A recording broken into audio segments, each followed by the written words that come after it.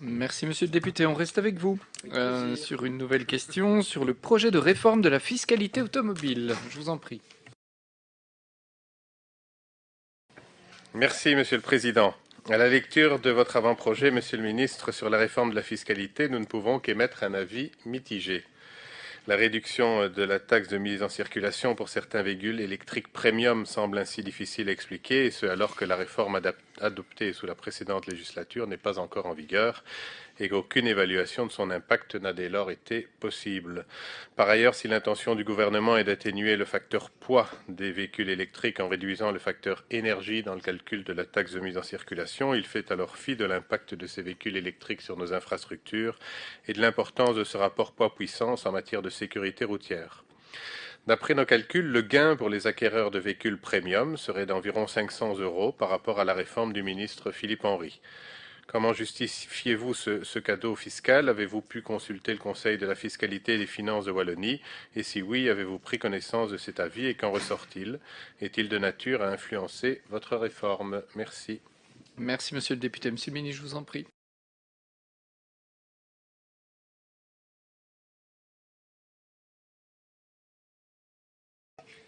Excusez-moi.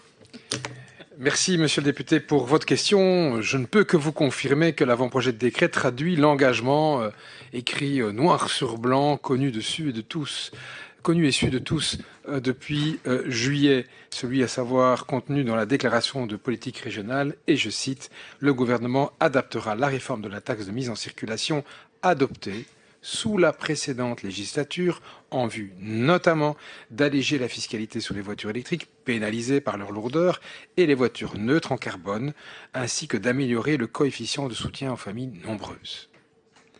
Je rappelle que l'avant-projet de décret est adopté en première lecture par le gouvernement le 16 janvier dernier. Comme le veut la procédure, cet avant-projet de décret a été soumis pour avis au Conseil d'État ainsi qu'au Conseil des finances et de la fiscalité de Wallonie. Ces avis me sont parvenus très récemment et sont en cours d'analyse.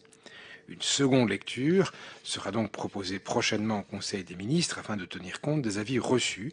Vous comprendrez que je réserve la primeur de ces éléments aux membres du gouvernement.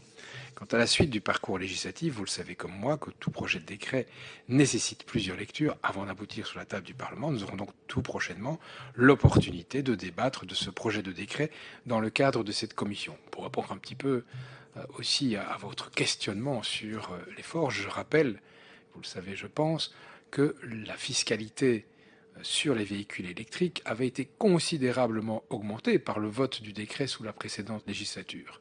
Et donc quand vous parlez de gains, je pense qu'il faut être plus correct et dire effectivement une moindre augmentation pour les véhicules électriques. Et je rappelle qu'il y a 4 catégories et que l'avant-projet de décret qui a été validé en première lecture abaisse le coefficient pour les 3 premières catégories et donc pas pour la 4e catégorie qui est la voiture, les catégories les plus luxueuses.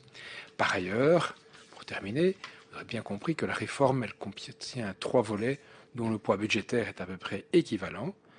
Les familles nombreuses dont le montant vise à être multiplié par 2,5 de réduction, passer de 100 à 250 €. Une innovation qui constitue une réduction pour les familles monoparentales.